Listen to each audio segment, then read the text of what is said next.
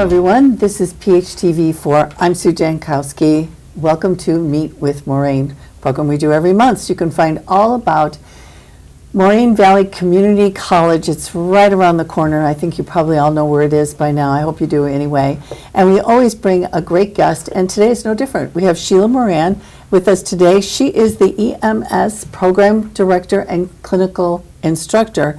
EMS standing for Emergency Medical Services. You probably all know that, but just to make sure you do. Sheila, thanks for coming in today. Thanks for having me. You know, it's so great to find out about all these programs, and this sounds pretty exciting. But before we get started on that, let's find out a little bit about you. How long have you been at Moraine? What brought you to Moraine? And talk a little bit maybe about your job. Sure. I've been teaching at Moraine for 18 years as the lead instructor for the EMS EMT program. I was made full-time faculty a year ago, so I am now the coordinator and director. We're pushing forward with the paramedic program, so we needed that position filled, obviously, as a full-timer. I'm an ER nurse. I still have a paramedic license, 28 years. I started as a firefighter paramedic. Actually, locally, I was in Willow Springs for quite a while, and came to the program to start teaching, and have been there ever since. Love it. You love the part of teaching. Love it. Love it. Mm-hmm. Okay, so that was kind of a found job for you. Correct, yeah. You didn't know I was going to love teaching. No. Yeah. I mean, you had so much experience with firefighting and being really on the front lines of things, and even the ER nurse. Wow, that's a lot. So you've got the experience to share with your students, yes, which I think is so authentic then for them. We bond. We have such good relationships. All of my students I still talk to years later. We try to get together 3 times a year. But in EMS, Emergency Medical Services, as EMTs and paramedics, as firefighters, we're a really big, small group. And we all know each other, and we're always able to reach out, and we have that forever. You'll always remember who was your EMT class. I think that's sort of that kind of profession where you're really there for each other because you don't know what the circumstances might be, and you have to help each other out. Yeah, that's really great. So I guess you just enjoyed that spirit of imparting things that you know to students and being able to share what you have experienced. Yeah. Not only that, watching them grow. Like watching them walk in as just some kid who thought the class would be cool, and then as you're going through and you're learning about the body and you're going and doing your clinical time and your ride time and you're just watching them grow is really, I think, the coolest part. Cool. All right. So I guess you're starting a paramedic program at this point. You didn't have that before. And that is starting January in 2026. So I guess for our audience, what's the difference between like studying the just emergency medical services and becoming a paramedic? How do those two tie together? How are they different? Yep. There's 3 levels, technically 4 levels of pre-hospital emergency care. There's the EMR, which is just a first responder. Then there's the EMT basic. That's entry level. You're able to give some medications. You're able to definitely protect and enhance the airway. A lot of trauma skills. Then there's an intermediate in there, which in Illinois, I think we only have maybe 100 licensed AEMTs, because in Illinois, we pretty much go from EMT-B to paramedic. Once you go to paramedic, which is a year-long school with 500 hours of clinical time, 5 hours, 100 hours of ride time, they're the ones who are coming in and starting the IVs and giving advanced medications, looking at the monitor, the cardiac monitor, and actually interpreting what those rhythms are. They're the ones doing advanced airways, like intubating and sometimes surgical crikes. It's a much more advanced skill set, but it's also a much more advanced understanding of the human body, pathophysiology, disease. Okay, that sounds like so much and so much responsibility. And so when you get students coming in and they're doing the beginnings of this, is this step by step, I guess? Do you become one thing and then go on to the other? It sounds like the paramedic is much more intensive. Yes. And much more responsibility and classes and so on. So who do you get who wants to do that? Do they sort of enter and go, oh, this is for me, or they enter the program and go, oh, this isn't for me? No, not at all. The people who end up, the first thing to know about getting into a paramedic program is that it's a selective process. So we had 160 applicants for 30 spots. They come in, they take a test, we rank them based on their test, they have an oral interview, they have a skills test where they walk into another room and we give them a patient and they perform, and then there's a list from there. So it's a selective process. By the time somebody goes to EMT school and figures out that they want to be on an ambulance forever, they want to work as a firefighter, they want to work in medicine, they finish EMT, they know what they're getting into. So we don't have paramedic students who end up getting into the program and that's when they decide they want to do it. They already know they want to do it, that's where they want to go. Yeah. This is the next level, and they push into that. So it's kind of a calling kind of thing. Oh, gosh, yeah. Yeah, so they have to do that. Okay, so I guess this is like super important to most communities that we have these. What value do communities have with this, and how important it is to the communities, the whole care, the whole first responders? How important is that to most communities? We always say it's the most expensive insurance policy that the village or the municipality has, because when somebody is hurt, sick, has an emergency, they want someone to be there. They need somebody to be there, and they need someone who's qualified. They need somebody who's educated. They need somebody who has the personality and temperance to do it. Yeah. So every community needs that person and those people. And we have gone through, over the last decade, our younger people getting into the workforce just don't have the same, or didn't, we're not seeing that now, the same idea that they wanted to go into careers where they were helping people. We kind of went through a big shift where they were looking at other careers where maybe they were working on their own or whatnot. And the last couple of years, we've seen another shift back into, I'm so excited and proud of our newest, I don't want to call them kids because they're adults, but I'm so proud of like the newest grouping coming out of high school and college who are really looking and evaluating their lives and finding purpose, and they're getting into the trades, they're getting into a lot of the fields that we didn't lose but that have been suffering for the last couple decades. Well, that's really good news, Yes, because it is. we really need those people to want to do those things and help a community. So that is great that has kind of turned around, which then kind of links on to 130, did you say, people trying to get into the paramedic program, but only a spot for 30? I mean, so that shows there's a huge amount of interest Huge need. with that. So the paramedic program really is just coming up. What did the school have to go through to be like certified to do this? Right. Because I know it must be a really big deal. It's a very big deal. This has been 7 years in the making, getting all of our ducks in a row and getting everything done. We had to change the college side, kind of boring stuff. We had to change the curriculum. We had to go through ICCB approval process. That's all higher ed stuff. That was not fun. But as far as actually having a paramedic program, we need the state of Illinois Department of Public Health to sign off and say it was okay for us to go there. That was a good, solid, easy year. I know, I'm like thinking, I really do appreciate our rep that we have in this area for IDPH. She's fantastic. Then there's a process through COAMPS, which is another organization, and they're the people who actually accredit us.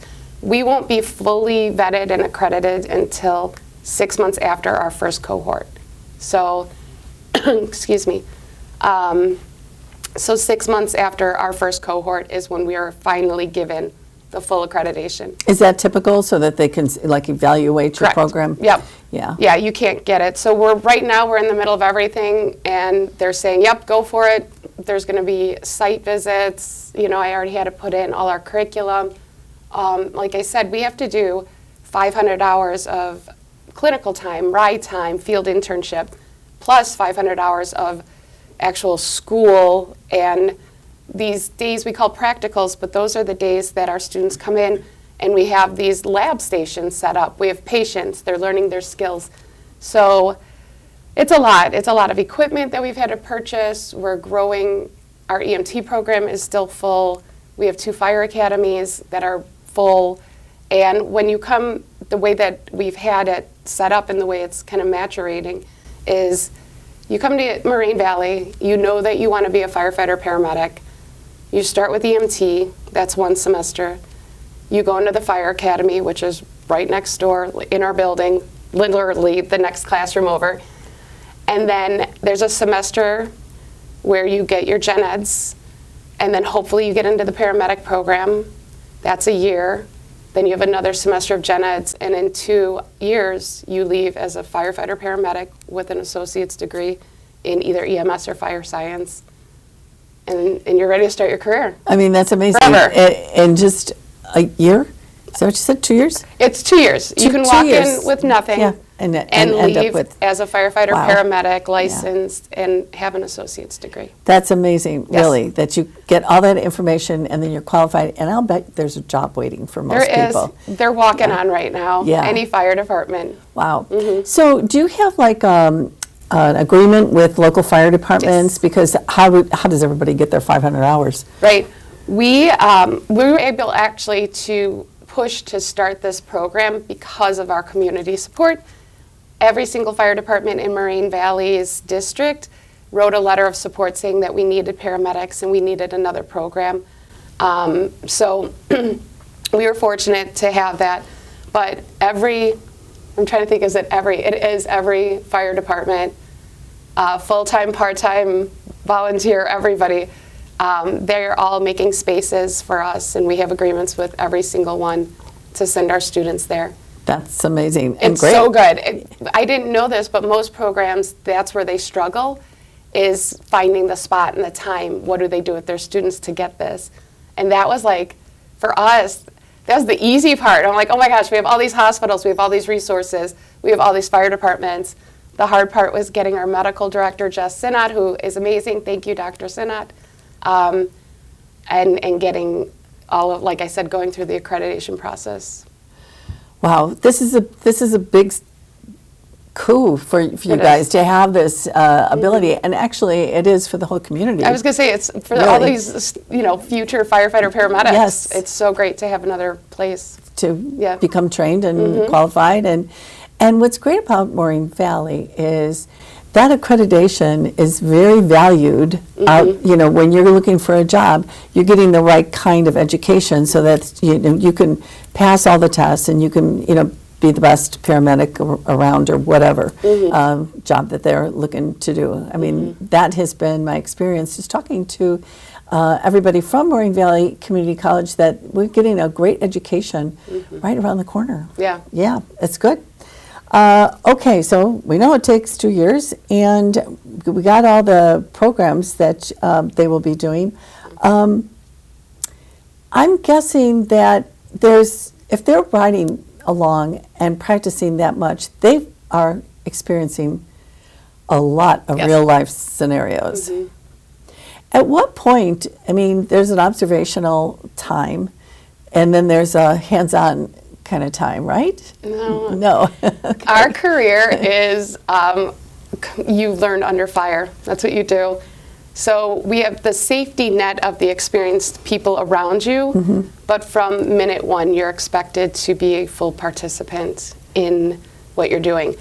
But we don't throw you to the wolves. We're not just having you go out there with no idea. Before you're able to go do your ride time, your clinical time, you've already done hundreds of hours at the practical psychomotor skills lab stuff.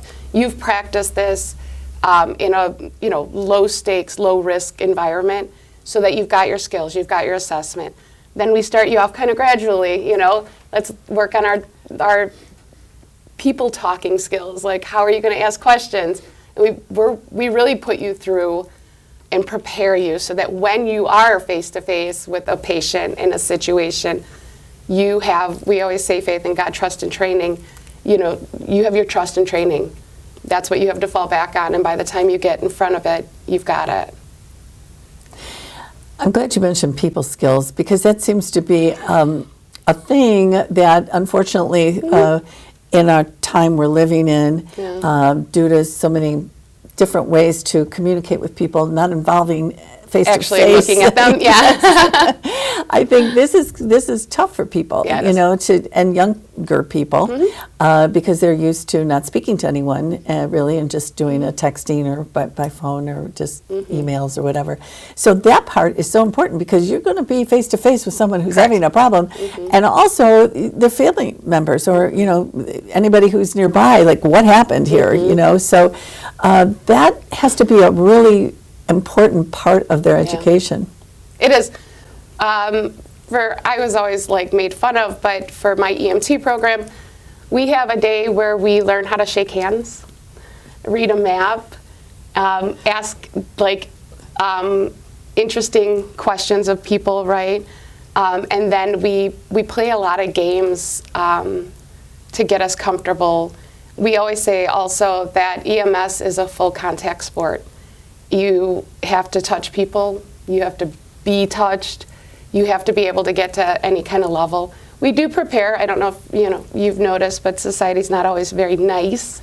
So we do have to prepare them for the real world, and it doesn't always look pretty or sound pretty. But again, I really feel like when our students start going out and experiencing stuff, they're like, "You were right, Sheila. You were right. Oh my gosh, this did happen." I know. Yeah, I know. Sorry. I know, exactly. Yeah. So we do a lot of practice in talking and touching, and we use each other as patients, because again, they're interacting with people who are not having. They didn't call us because they did something brilliant. Yeah. They called us because something's not going right. So that's when they're seeing the patient. But also, so we do a lot of practicing with just being, but you're asking them really personal questions. You've got to get to what's really happening quickly. Yes. And gain their trust. And that has to do with how you look, how you carry yourself, and how confident and educated you are. And that, I think, moves forward and allows you to quickly do your job. Yeah, and be comfortable with all that, because if you feel uncomfortable, it does show. It does, yeah, and they're not going to answer anything. No, they're not, if you're not confident in what you're doing. But that is, just even shaking hands, and really, you think that's not a thing, but it is, because, unfortunately, we had the no touch for so long that, it's like, I know. Now we have to learn how to, be nice to each other. Yeah. Okay, so, I guess, looking ahead, what do you hope to be experiencing with your paramedic program in 5 to 10 years? Oh, just being able to keep up with the growth and be able to have our students come in and leave with a great education, prepared.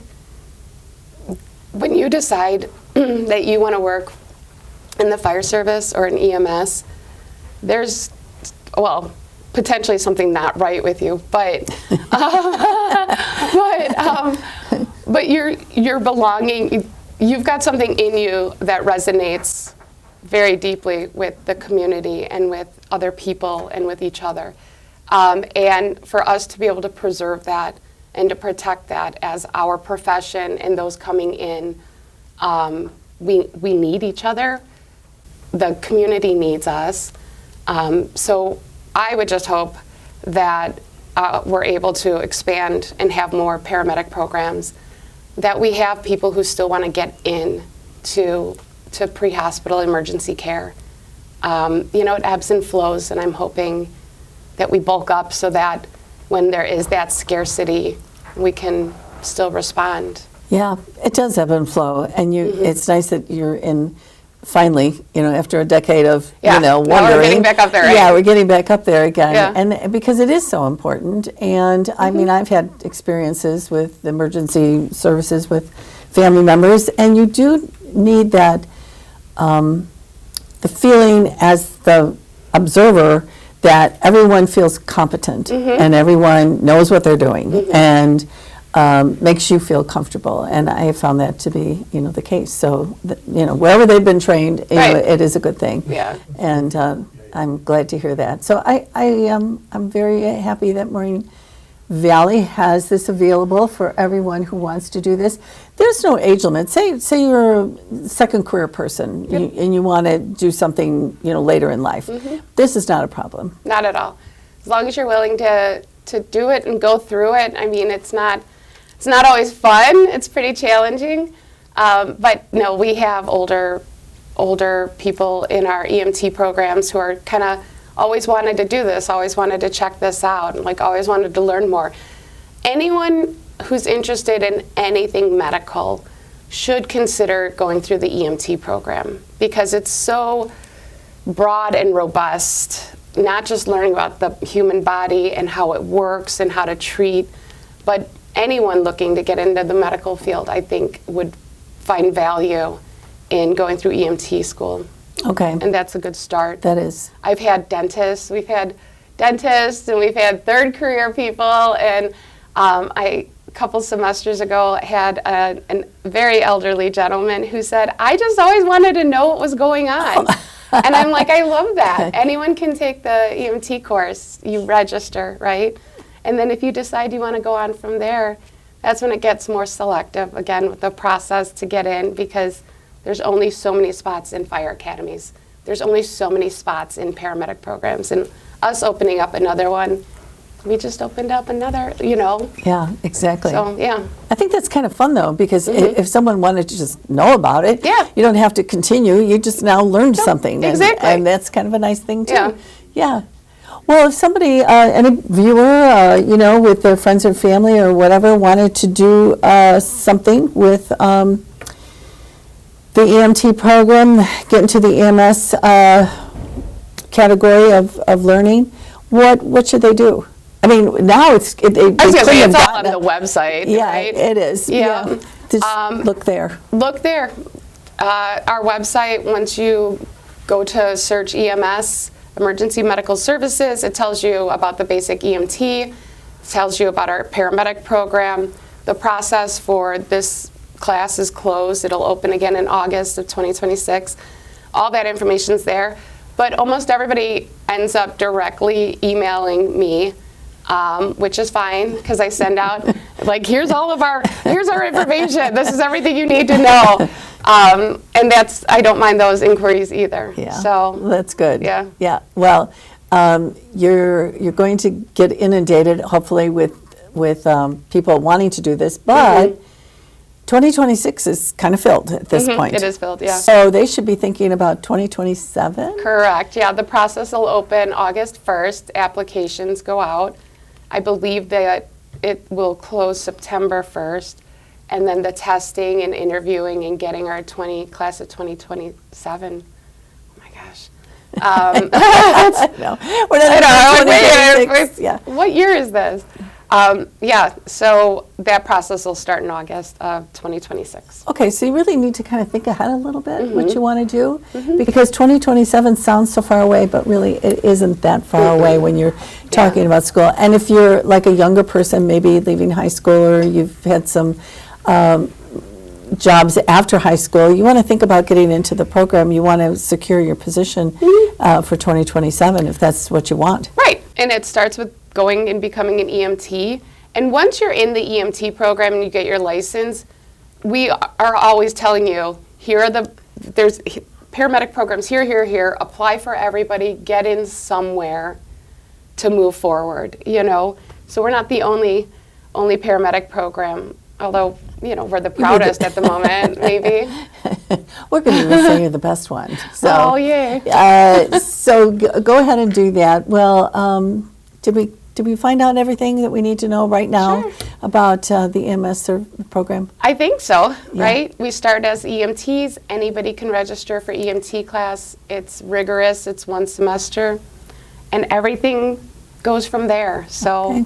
yeah. All right. Well, Sheila, thanks so much for all the great information you gave us. Thank you. Yeah. I hope you reach out to Moraine Valley, secure your position in 2027 if you're interested in that. Or just head over there. You'd be surprised at the world of possibilities over at Moraine Valley Community College. So I hope you enjoyed learning about the EMS program and about the upcoming paramedic program. Thanks for watching. We'll see you next month on Meet with Moraine. Bye for now. Thank you.